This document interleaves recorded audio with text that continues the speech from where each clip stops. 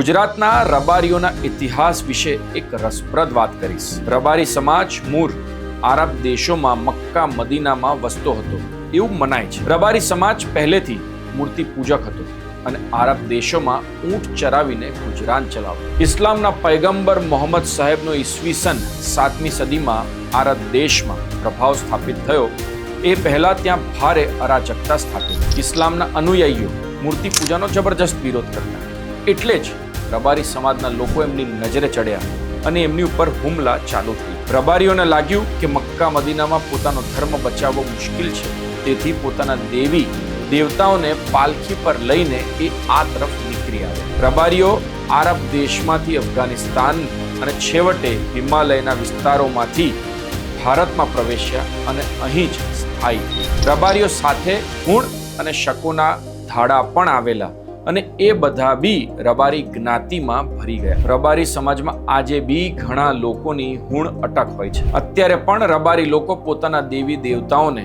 મૂર્તિ રૂપે પ્રસ્થાપિત કરતા નથી, પરંતુ પાલખીમાં રાખે છે. તેનું કારણ ભારતમાં પ્રવેશ કરતી વખતની સદીઓ જૂની પરંપરા છે. શું તમને નાગરો વિશે આવી ખબર હતી? નથી ખબર ને? તો આપણી ચેનલ રૂટ્સ ઓફ ગુજરાતને ફોલો કરો અને આ વાર્તા બધા સુધી પહોંચાડો.